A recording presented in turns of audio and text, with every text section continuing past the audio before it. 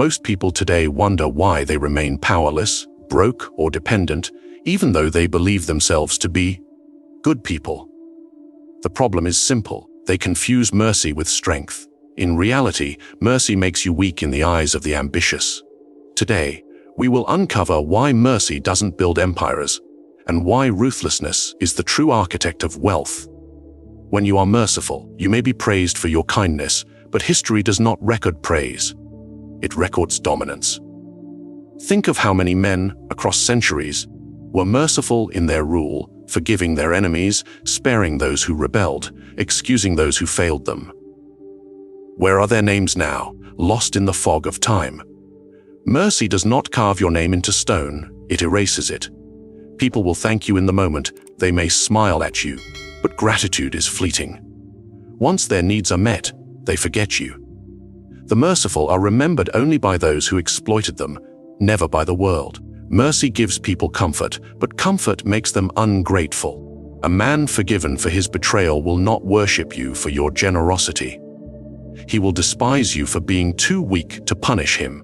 A merchant who grants endless credit will not be loved by his debtors, but used until he is bankrupt. A leader who refuses to be harsh when discipline is required does not inspire loyalty, he inspires rebellion. Mercy feels noble, but nobility without fear is fragile, and fragile men are swept away by the tides of history.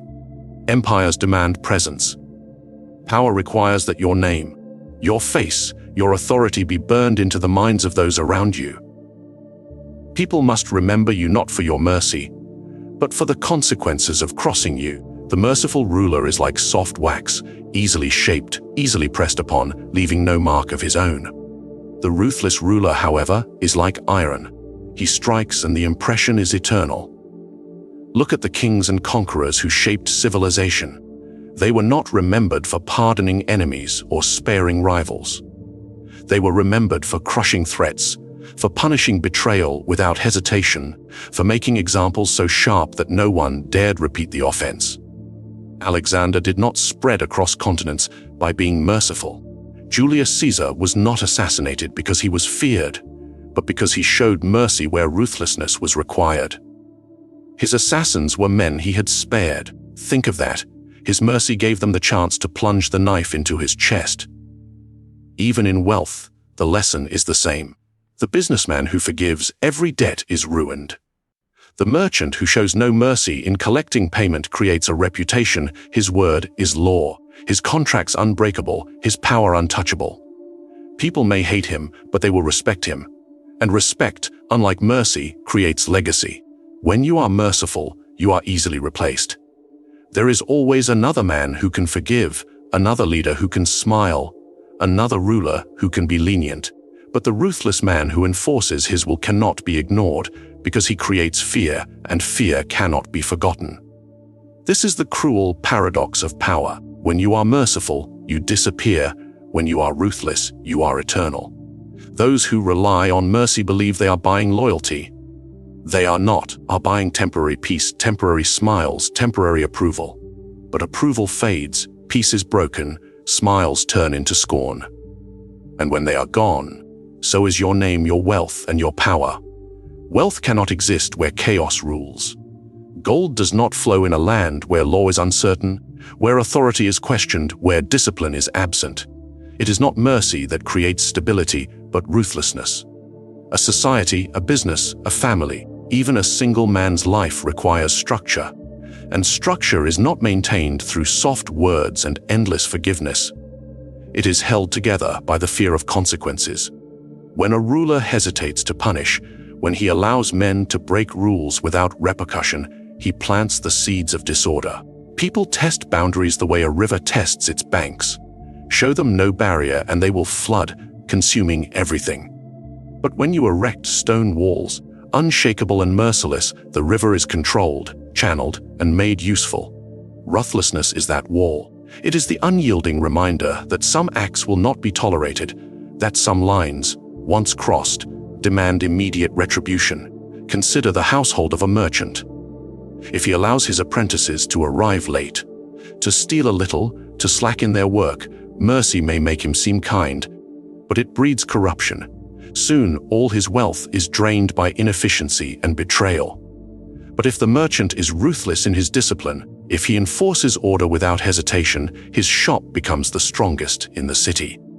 Workers fear him, yes, but they also respect him, because they know he tolerates no weakness, and in that discipline, their own prosperity is secured. Look also to history's greatest leaders. The ones who kept empires standing for centuries were not the merciful, but the ruthless guardians of order. A general who hesitates to punish desertion loses his army. A ruler who forgives rebellion invites another uprising. The wise sovereign knows that mercy in the wrong moment does not prevent bloodshed, it multiplies it. Only ruthlessness, swift and decisive, prevents chaos before it spreads. Order is not natural. Men are selfish, greedy, ambitious, and restless. Left unchecked, they tear each other apart. It takes a firm and ruthless hand to mold this chaos into structure. In such structure, trade flourishes, wealth accumulates, and legacies are secured. Without it, even the richest kingdom dissolves into ashes. Mercy cannot hold a nation together. Ruthlessness can. Even in personal wealth, the same law applies. A man who shows no ruthlessness in his own habits becomes a slave to indulgence. He spends without control, forgives his own laziness, allows his desires to rule him. But the man who is ruthless with himself, who enforces strict discipline, who punishes his own weaknesses, builds wealth while others collapse. Order begins within, and it expands outward. When you are ruthless in enforcing order, you do not only preserve your power, you make it grow. Those under your command may complain, but secretly they feel secure. They know the rules. They know the punishments. They know there is no room for betrayal, no chance for disorder to fester. It is not mercy that makes men loyal. It is the certainty of discipline and the knowledge that no one escapes consequence. Wealth has never been a reward for hesitation. It does not trickle down to those who wait patiently, nor does it fall into the laps of those who are merciful when decisive action is required. Wealth flows to the bold, to those who see an opening and seize it, to those who understand that opportunities are not gifts from the heavens, but prizes torn from the hands of the timid. Mercy makes a man wait, ruthlessness makes him act. Look around at the ruins of history, and you will find that fortune belongs to those who dared. The men who built kingdoms, who conquered trade, who left their marks on the world were not those who asked permission. They did not wait for a kinder age or a safer path. They grasped what others dreamed of, and in their grasping, they bent destiny to their will. The timid man hesitates, hoping for a sign, fearing that boldness might lead to failure. The ruthless man does not care for failure, because even failure leaves him feared, while hesitation leaves him invisible. In the world of commerce, this truth is as sharp as in the battlefield. The businessman who moves ruthlessly when a rival is weak, who seizes the market before another dares, builds wealth that endures. His competitors may call him cruel, may label him greedy. But these words are nothing but the complaints of the defeated. History does not remember the merchants who waited too long, it remembers the ones who dominated. Boldness turns money into power, and power into legacy. Consider the rulers who let mercy guide them when boldness was required. They hesitated to strike first. They forgave when they should have crushed, waited for fortune to arrive. But fortune favors only the ruthless. She is a mistress who despises the timid. Those who lack the will to act boldly find themselves stripped of her favor, abandoned, and forgotten.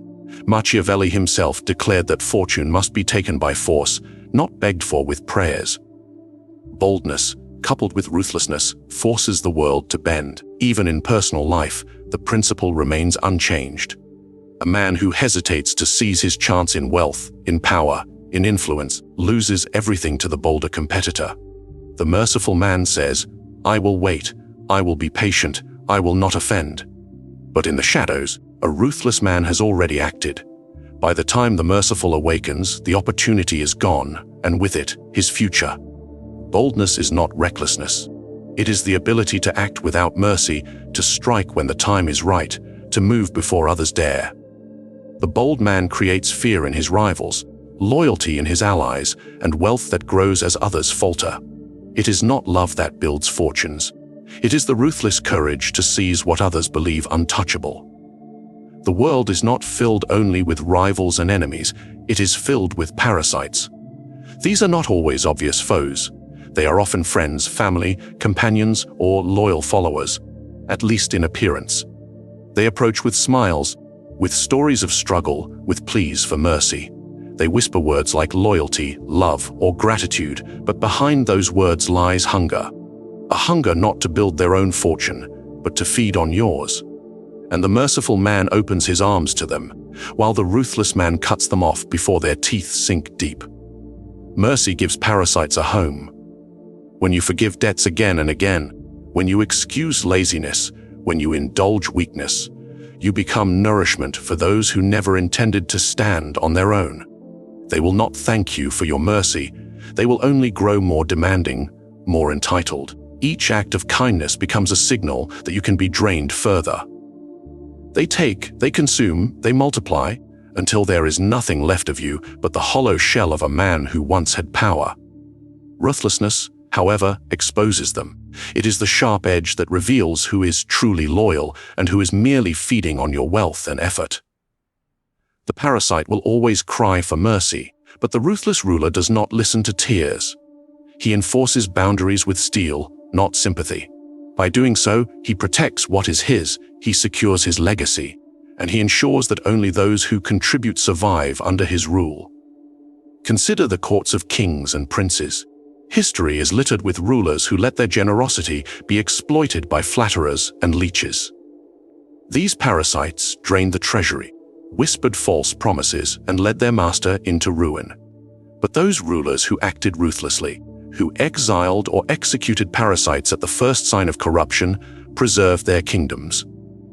Their wealth did not bleed out through open veins, because they sealed them with iron discipline. Mercy invites the leech to stay. Ruthlessness drives it away. In business, the same truth holds. A man who tolerates parasites in his circle, lazy partners, disloyal allies, ungrateful dependents, soon finds his profits consumed. They will always ask for more, never giving back what they take. Only the ruthless man, who demands results, who punishes betrayal, who cuts off the weak without hesitation, can protect his wealth from being drained. His circle may be smaller, but it is sharper, cleaner, and stronger. Even within families, parasites exist. Sons who squander inheritance, brothers who beg for endless support, friends who live off another man's labor.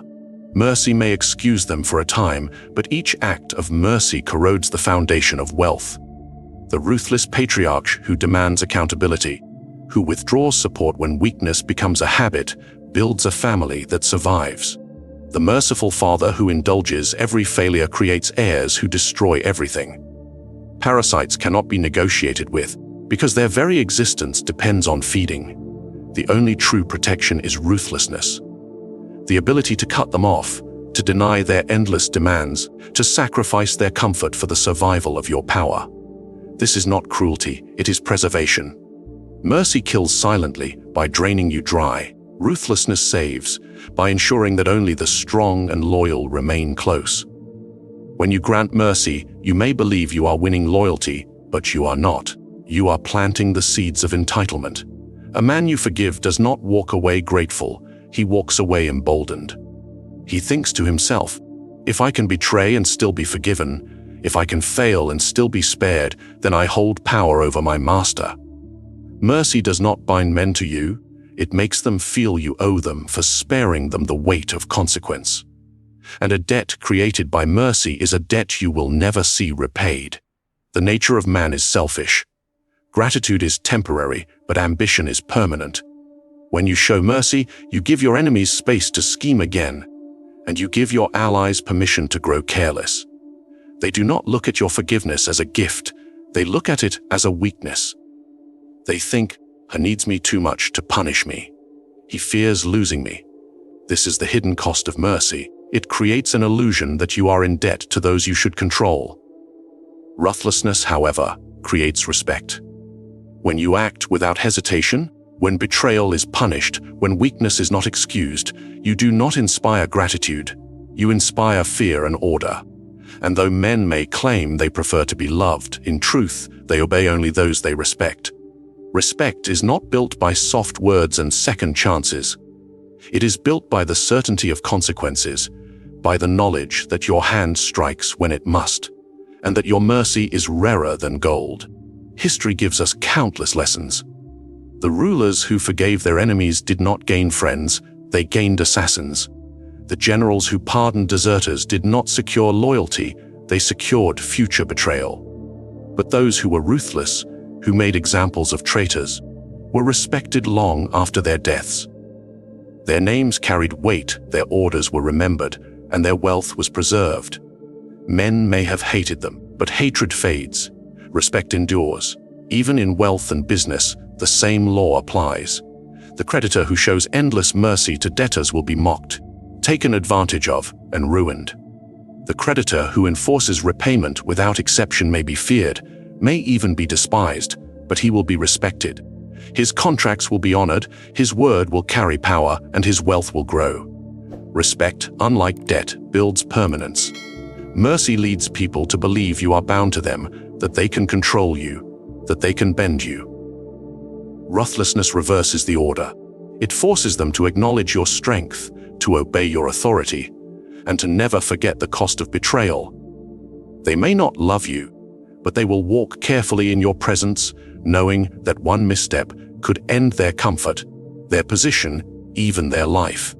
This is why mercy is dangerous for those who seek to build empires.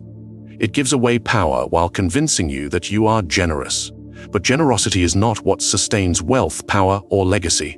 Respect is. And respect is forged not in mercy, but in ruthlessness. An empire is not measured by what a man achieves in his lifetime alone, but by what endures after he is gone. Wealth that dies with its creator is not wealth at all. It is indulgence, squandered like dust in the wind.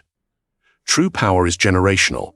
It survives fathers, passes through sons, and stands tall centuries after its foundations were laid. And this kind of permanence is not created through mercy. It is ruthlessness that builds legacies strong enough to resist the erosion of time. Mercy weakens inheritance. A man who spares his children from hardship, who forgives every mistake, who allows softness to grow in their hearts, is not preparing heirs. He is preparing destroyers of his legacy. They inherit gold, but not discipline. They inherit land, but not the steel to defend it. They inherit titles, but not the respect to command them. Mercy in the private chambers of family becomes the ruin of dynasties. You may think you are protecting those you love, but what you are doing is stripping them of the strength required to protect themselves. Ruthlessness ensures survival. The father who is strict, who demands excellence, who punishes weakness, creates heirs who understand the weight of responsibility. They learn early that nothing is given, that everything is earned, and that power is not maintained by love, but by fear and respect. These heirs, forged in the fires of discipline, preserve what was built and add to it. They grow the family name into something untouchable, something feared and respected long after the founder is gone. History shows us this truth clearly. Dynasties that collapsed were often destroyed not by enemies, but by softness passed from one generation to the next. Empires fell when heirs, raised on mercy, became addicted to pleasure and blind to responsibility. They squandered the wealth their fathers had built with ruthless discipline. They opened the gates to parasites, to flatterers, to enemies who wore smiles. And with their mercy came ruin. But the families and rulers who understood the necessity of ruthlessness left behind legacies that stretched across centuries. Their bloodlines endured because their teachings were not diluted with weakness. Even outside the family, in the structures of business and state, ruthlessness is the glue that holds generational wealth together. Without strict enforcement, businesses crumble after the founder is gone. Without punishment for betrayal, empires fracture under weak heirs. Ruthlessness ensures that the systems remain, that laws are obeyed, that those who inherit know the consequences of failure. It creates an order so solid that even mediocrity cannot destroy it because the foundation was built with iron, not mercy. Generational power requires the courage to make choices that seem cruel in the moment, but are merciful in the long span of history. To discipline a child, to exile a corrupt ally, to execute a traitor. These acts preserve what mercy would have destroyed. A ruler who thinks only of being loved by those around him today will leave nothing for tomorrow. A ruler who is ruthless today will be remembered tomorrow, and his descendants will still walk in the shadow of his power. Mercy may soothe the heart, but it does not secure the future. Empires are not crafted with gentle hands, nor are fortunes preserved by softness. They are built, expanded, and defended through the cold steel of discipline, the unflinching courage to punish betrayal, and the ruthless resolve to crush weakness before it festers. Wealth that rests on mercy crumbles within a generation. Power that leans on kindness fades into dust. But ruthlessness, when wielded with precision, creates structures that last beyond lifetimes. It forges legacies that resist time, enemies, and decay. Remember this: history does not whisper the names of the merciful. It carves in stone the names of the ruthless who dared to hold power without apology.